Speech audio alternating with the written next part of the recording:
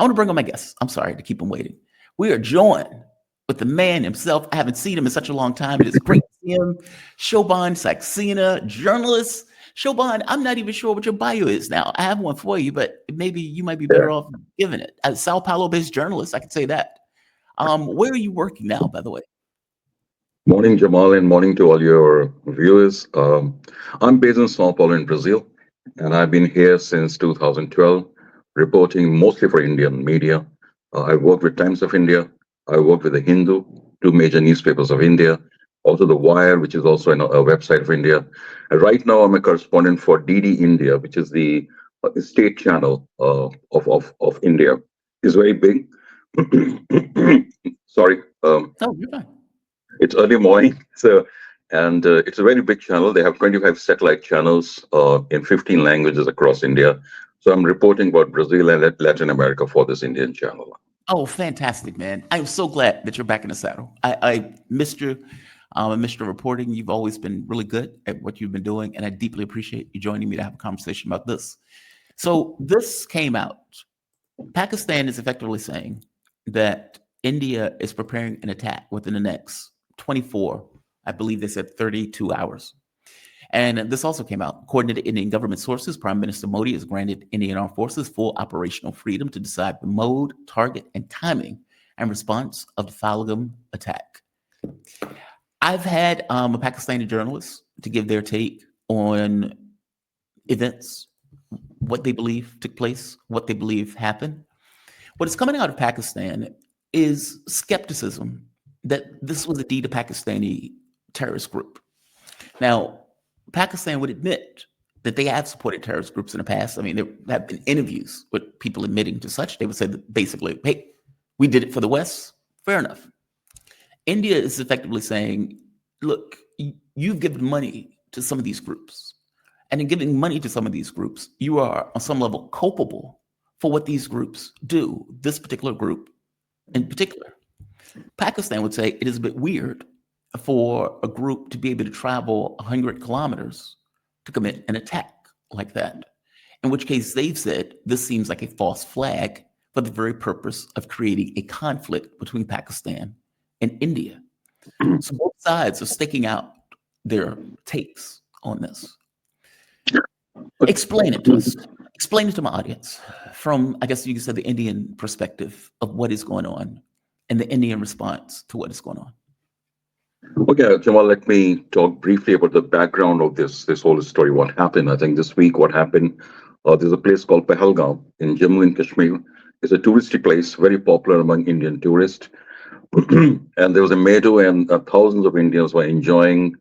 It's the weather in Jammu and Kashmir is cooler than rest of the parts of India because it's getting hot in India. It's summer in India right now, and suddenly the 4 or 5 people turn up with guns, with Kalashnikovs, and they segregate people on the basis of religion. They ask their religion, and they put Hindus on one side and Muslims other side, and then they shoot 26 men who were all Hindus, 25 from India and one from Nepal. And they also give a message that this is a message to the government of government of India, what they're doing. So it was a cold-blooded massacre of innocent civilians in the heart of Jammu and Kashmir. A very, very sad and tragic event. Now, it is also, Jamal, a known fact that Pakistan has been not only supporting, but it's sponsoring, training, giving logistics and money support to the, do you call them militants or terrorists in Kashmir for decades, you know? And it's very interesting that Pakistanis are singing a different tune now. They're saying, because earlier they used to openly admit that they support militants in Kashmir, and they would say, one man's terrorist is other man's freedom fighter, you know. But right now, for the past 10 years or so, more than 10 years actually, there is so much terrorism in Pakistan itself, in Balochistan, and in the border areas with Afghanistan. Now they say, we are also victims of terrorism, so we don't support terrorism. But it's a known fact that terrorism has been an instrument of Pakistan's defense policy and Pakistan's foreign policy for a long time. So just to give an example, Khwaja Asif, who's the defense minister of Pakistan, he gave an interview to Sky News last week. He admitted openly that Pakistan has been doing the dirty work of the West in form of terrorism for decades. And he mentioned what happened in Afghanistan, Mujahideen, and all that. And interestingly, he repeated the same claim in an interview with RT Russia Today, I think a day later or 2 days later, that Pakistan has been doing the dirty work of the West for decades. But I think he was again not being completely honest because he didn't confess that Pakistan, of course, it's true. Pakistan was involved in the fight against the Mujahideen in Afghanistan against Soviet Union, and they sponsored, trained hundreds of groups, thousands of Mujahideens who came from all over the world, including Osama bin Laden. But it's also true that Pakistan has been using terrorism against India in Jammu and Kashmir and earlier in Punjab in the 1980s and 90s, training groups, giving them all kind of support. It's a known fact, and Pakistan has been condemned repeatedly at international level. Pakistan was blacklisted in the FATF list. Pakistan has suffered some consequences, but not completely. So now, because now there's a terrorism in Kashmir, now they say, oh, we are victims of Kashmir, we are victims of terrorism, so we are not involved in it. But I think most of the terrorist group in Pakistan, in Balochistan or Khyber Pakhtunkhwa, which borders Afghanistan, are homegrown terrorist organizations or militant organizations.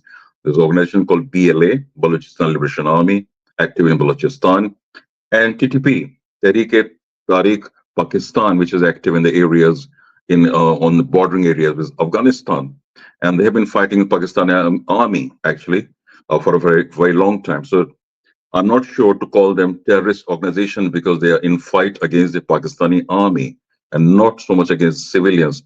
But what happens in Jammu and Kashmir, what has happened just now in Jammu and Kashmir, was an attack on civilians, on tourists, unarmed people, family men. They were just picked.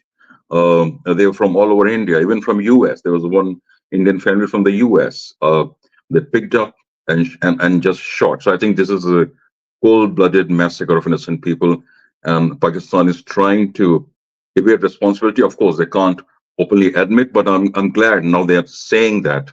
They have stopped saying that one man's terrorist is another man's freedom fighter. So there's a change of tune in Pakistan, but Pakistan, cannot evade this responsibility. What they have done and they've been doing for years. I mean, I have also heard some, especially Najam Sethi, he's a prominent journalist in Pakistan, calling it a false flag operation. But he didn't give any evidence that it's a false flag operation. I mean, he used to be a credible journalist. Then he became a politician. He became a chief minister. Then he became administrator of the cricket board of Pakistan. He's just turned into a operator of the Pakistan's establishment. Very interesting, Jamal. Knowing the history of Pakistan, I have studied Pakistan during my masters. I've been to Pakistan reporting elections from there. In all other countries, when you mention establishment, you mention the establishment, the corporates, the Wall Street, the political establishment. Pakistan is the only country in the world when you mention establishment, it means a military establishment, the army and the inter-services intelligence, the notorious intelligence agencies. I'm not saying this because I'm an Indian and we are suffering, or there's a position of the Indian government, but Pakistan's ISI is known for doing the dirty work, not only of the West, but of the Pakistan state for decades. It's a known fact. So that's my position on this issue. So do you think, okay, but do you think Pakistan is involved in some way? Because look, everything you said, fantastic. And I do appreciate it. It's a good breakdown and a good rundown. And you're right about the Pakistani military being a force in Pakistan. Like that is the center. Like when the US is working with Pakistan, they work with the military, like in many respects. They're saying a false flag. Now, from your point of view, do you believe that the Pakistani government had something to do with it? Meaning, do you think that this was a terrorist group that was killing civilians that was separate from the Pakistani government? Or do you think that the Pakistani government was somehow involved? Because as you point out, it's not that they do the dirty work of the West, they also do the dirty work of the Pakistani government, and that they are willing to use these terrorist groups for whatever particular ends. I'm trying to nail that down. The reason I'm trying to nail that down is because I'm trying to understand and why, if that's true. Meaning, when I had my guests on last time, I was like, okay, why would they do that? Like when he said, we think it's a false flag. Why would India do that? He said they wanted to create hostilities. Again, why would they do that? Why would they want to create hostilities with India in this way? And I guess I'm asking a similar question to India. Why would Pakistan want to create conflict with India just seemingly out of the blue in this way? If that's the case, if that's the belief that the Pakistani government or let's say the Pakistani military was somehow involved in murdering all of these civilians. Okay. Okay. I mean, the only reason I wouldn't say that Pakistan is involved with, because I don't have any proof in my hand. I don't have any evidence. I'm not an investigator. I'm a journalist. I'm talking as an analyst here. But let me give you the broader picture of what's happening in Pakistan. So Please. Pakistan has four provinces: Punjab, Sindh, Balochistan, and Khyber Pakhtunkhwa. These two provinces, the Balochistan and Khyber Pakhtunkhwa, has borders with Iran and Afghanistan. These two provinces has a very high degree of militancy. It's been going on for more than 15 years, actually. And the Balochistan Pakistan army is on the verge of losing control. Also in Khyber Pakhtunkhwa. So here you have two big. Balochistan, by the way, is the biggest province in Pakistan. It has border with Iran and has border with Afghanistan.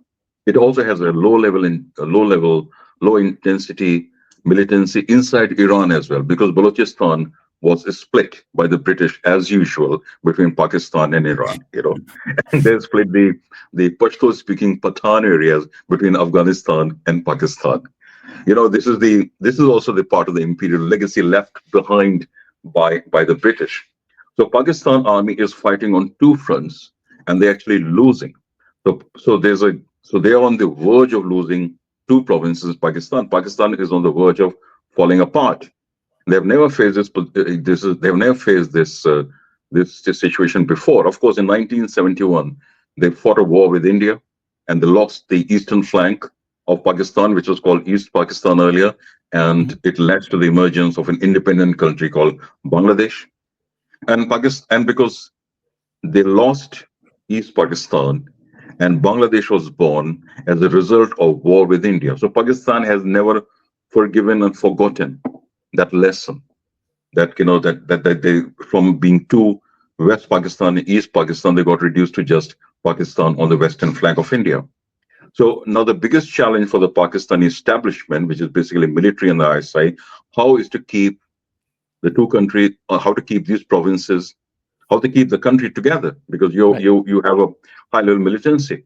So just I think a few days before this attack in Pahalgam in Kashmir, the chief of the Pakistani army, General Munir, he gave a speech speaking to overseas Pakistanis who live in mostly in the Western countries, in the US, in UK, and Europe, other parts. And he said very clearly that Kashmir is a jugular vein of Pakistan. Now, the why did he see that? Because as a chief of the establishment, his challenge is how to keep the country together. And Pakistani army is losing control. And I think this to create a conflict with Pakistan serves the purpose of the Pakistani army, because they can unite the country, saying, "Oh, India is now going to attack us. India is a threat to the unity of Pakistan, and we have to fight for Kashmir." Since independence, 1947, the Pakistan, is a country.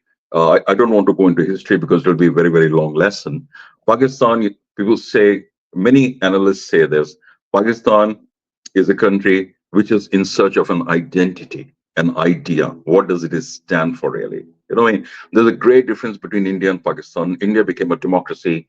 We had the constitution in 3 years, a secular democratic republic with regular elections.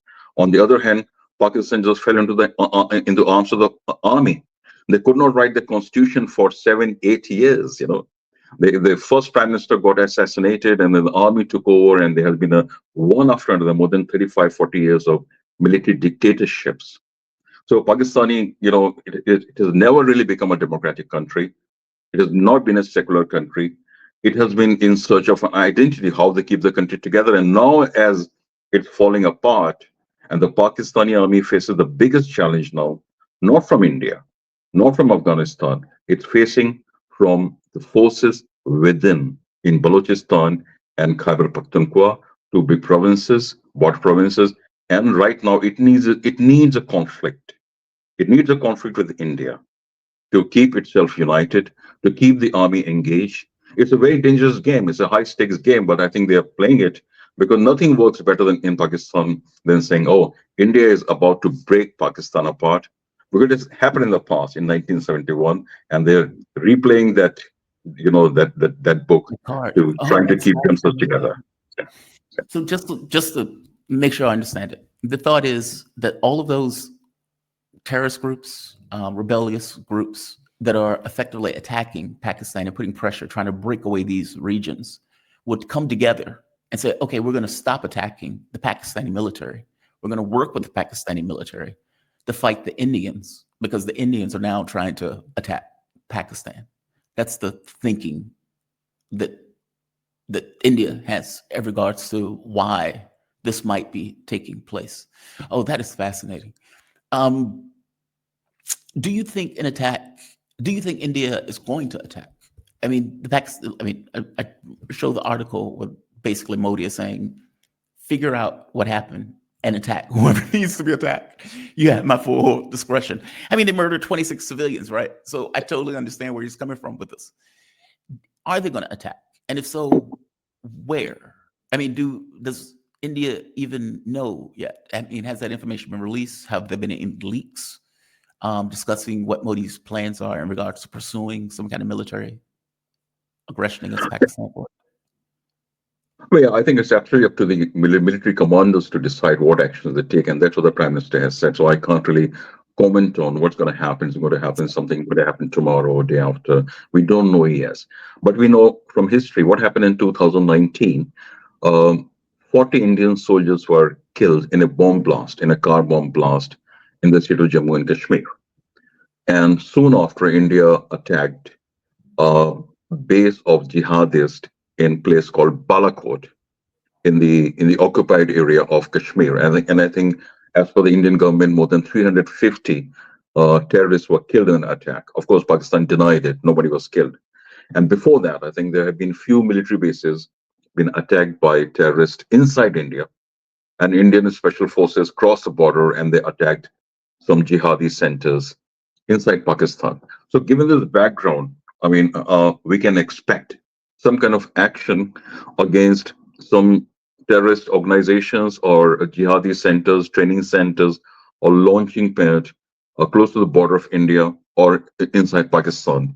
That's my understanding. That can happen. That's likely to happen. But Jamal was talking about military earlier, and one important point here to remember why Pakistani army needs a conflict at this moment, because Pakistani army in the past 5 years or so, they have lost a lot of credibility in Pakistan. The one reason, because they have not been able to face these challenges in Balochistan and Khyber Pakhtunkhwa. And the second reason they have lost a lot of credibility in Pakistan is the meddling in the political affairs against the government of Imran Khan. Imran Khan, yeah, Imran Khan, there was a coup against him yeah, orchestrated by the military, Pakistani military, with the full backing of the Biden administration. yes, And there was a lawfare against him, cases against him. He was jailed. He's still in jail. His government was brought down, and they brought back to power the Sharif family. So Pakistani army has been playing this game with the political class for a long time. They are the puppet masters. They put someone in power.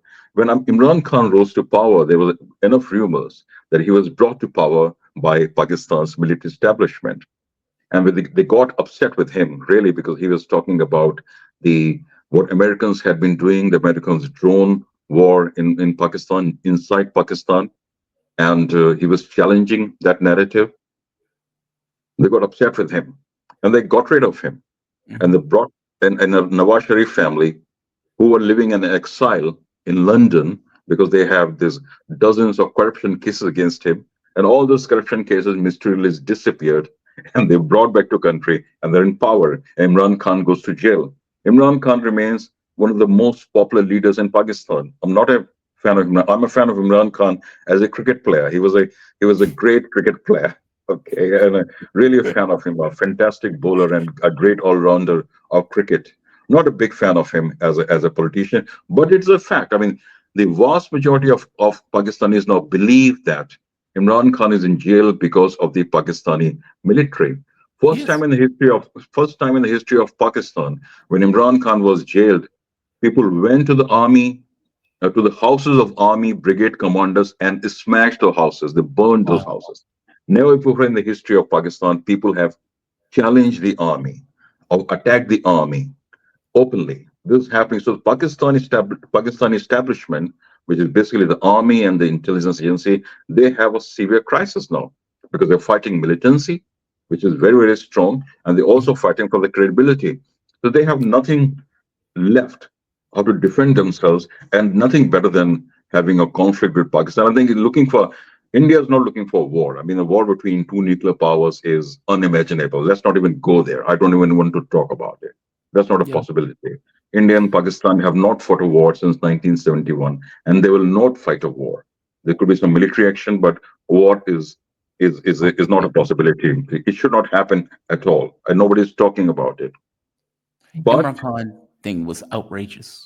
It was outrage. outrageous. The Biden, when Putin went in for the special military operation, Imran Khan was in Moscow. Now, he didn't know that they were doing it, but the U.S. did not take favorably upon that. Yeah. And the U.S., in some of the documents that were released, pointed out that Imran Khan was aggressively neutral and that they didn't particularly like the fact that he was aggressively neutral. And hey, if something happens to him, then something happens to him. Basically, they were edging the military on to get rid of the guy. The guy was extremely popular. You had a coup against them. You had all of this political intrigue that was taking place. I think he dissolved the assembly. The courts come in and said that he couldn't dissolve the assembly, in which case they get, oh, it was, I remember covering the story when it was taking place at the station. Outrageous. I can't talk about his politics. He is one of the coolest looking people alive. Um, yeah, it's outrageous. So, Yeah, also important, Jamal, just one thing. He was the first leader in, I think, in the history of Pakistan who was talking about Pakistan having an independent foreign policy. And he used to talk about it in public rallies. And he mhm, often quoted India's foreign minister, Dr. Jaishankar. He applauded him for India following an independent foreign policy, especially on the issue of Ukraine, because when the military operations started in Ukraine by Russia, India faced a lot of pressure from the Western countries, from the right. US, from Europe, to put sanctions against Russia, to cut imports from Russia, all kind of. But India did not budge. India continued to have an independent foreign policy, keeping its national interest in mind. You may agree or may not disagree with the policies of Indian government, but it's a fact. And Yep. Imran Khan used to give this example in public rallies. He used to say, we should be like India and follow on foreign policy. That message was not really liked in Washington, It in was not. European capitals. And General Asif Munir, who is the chief of the Pakistani army, he was the main person behind the coup against Imran Khan. And when General Asim Munir went to Washington after Imran Khan was removed from power, he was received by Antony Blinken, Victoria Nuland, you name it. Have you ever heard of the chief of any army in the world being received by State Department? I mean, when the Indian Army chief goes to Washington, he meets his counterparts in Pentagon. That's it. Right. I mean, he doesn't go to State Department. He doesn't go to White House. But when the Pakistani army chief goes to Washington, he's received by the Secretary of State. Long meetings because they know where the real power lies in Pakistan, and that is the establishment, which means military and intelligence agencies. JD Vance was in India recently.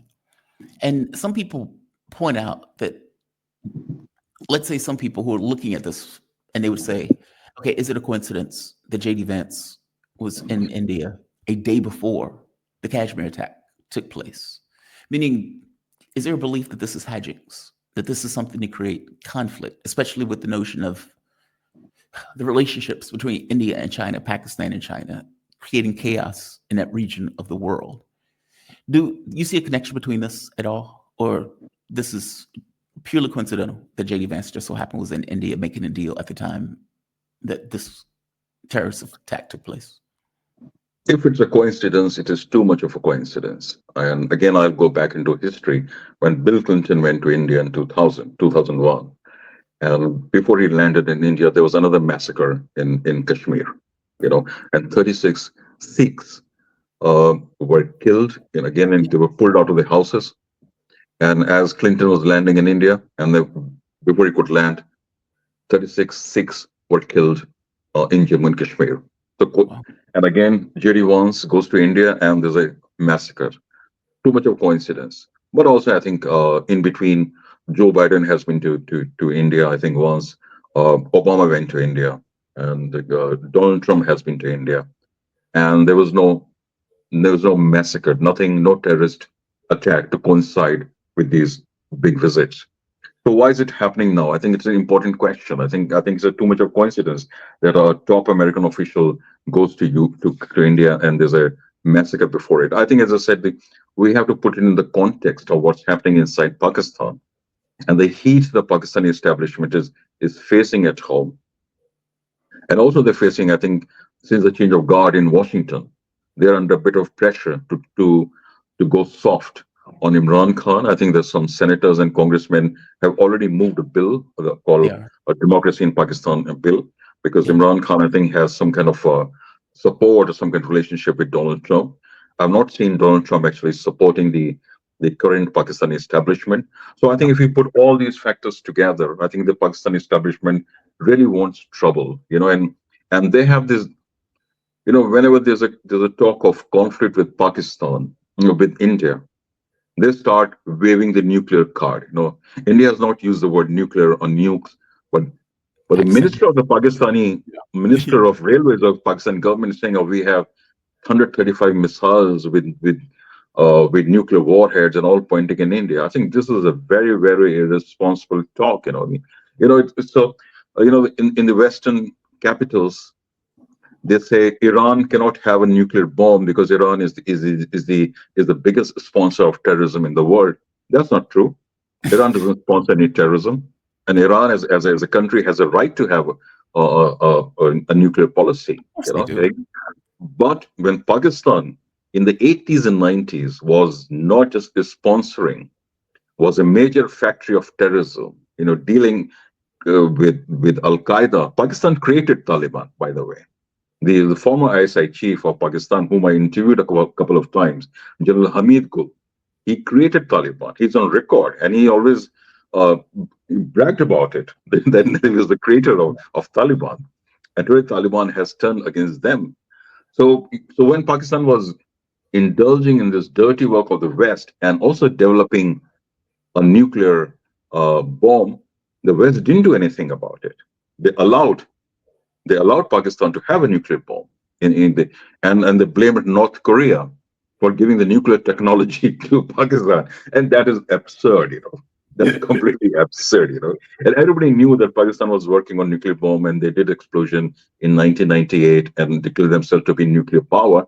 And nobody did everything to stop Pakistan, despite given the record of Pakistan being a terror factory in the region. They have created enough trouble for everyone, for not just for India, for Iran, for Afghanistan, for India, of course, and also in the Xinjiang region of China. Mhm. There has been a lot of militancy there, and Pakistan had people who are traveling to Pakistan to get training, to get support, everything. So this is the context we are talking about. So Pakistan cannot just wash its hands or say, "Oh, we have nothing to do with it. This is just some random terrorist organization." No, it's not true. I mean, everybody knows that. I mean, I've been to Pakistan. I mean, you have this organization like Lashkar-e-Taiba and Jaish-e-Mohammed. They run open centers. They work as charity organizations. They ask for donations on the street for jihad inside Kashmir. So I mean, Pakistan has played a very dirty game. Of course, the defense minister is true. They've done the dirty work of the West. Now they are paying a price for it because they have this homegrown jihadis who have turned against the Pakistani state. But countries like India and Afghanistan are also paying a price for it because Right. Pakistan has not turned off the what is called the terror tap, which runs from Rawalpindi. Rawalpindi is the establishment headquarters. Well, it doesn't seem like they can at this point. As you point out, it seems like the country is coming apart. under your analysis. And so, Yeah. Shobhan, man, this has been a fantastic breakdown. I really do appreciate it. I miss you on this channel. Thank you for this. I really do appreciate it. You have a fantastic day, Brazilian journalist. Well, I can't even say that. I'm going to have to redo your bio because our bio for you is wrong. I have Sao Paulo journalist who is based in Brazil, but covers Yeah. Indian and Brazilian politics. But at this point, you're associated with the Indian channel covering politics in that region. Yeah, covering Latin American region, India-Brazil relations, and Indian activities here. Also the BRICS. Brazil has the presidency of the BRICS this year. Just 2 days, Monday and Tuesday, I was at the BRICS foreign ministers meeting, covering for of course for our channel in India. And this is the year of BRICS. This is the year of COP in Brazil. So very important year. Lot of activities, lot of meetings lined up. We'll have the BRICS Summit in July in Rio de Janeiro. I'm in Rio de Janeiro right now. We'll have the Oh, BRICS I'm Summit so here. jealous. I'm so jealous. I'm sure you're jealous. You're missing the food here. The food is fantastic, man. Yeah. I swear to God, the food in Brazil is fantastic. Chopin, enjoy it. I got to bring you back to talk about the BRICS thing. We didn't get the opportunity to do it today, No. but we definitely got Sure. to bring you back to talk about it. Thank you for My this, man. I pleasure. really do appreciate it. It's You have always good a one. pleasure to talk to you, man. And I'm so good to see your channel growing. All the best to you. And we are there Thank for you always. Okay. I appreciate it. You be safe. Have a good one. All right. Shobhan, definitely appreciate Shobhan joining me. It's been a very long time since he's been on the channel, so I'm glad that he's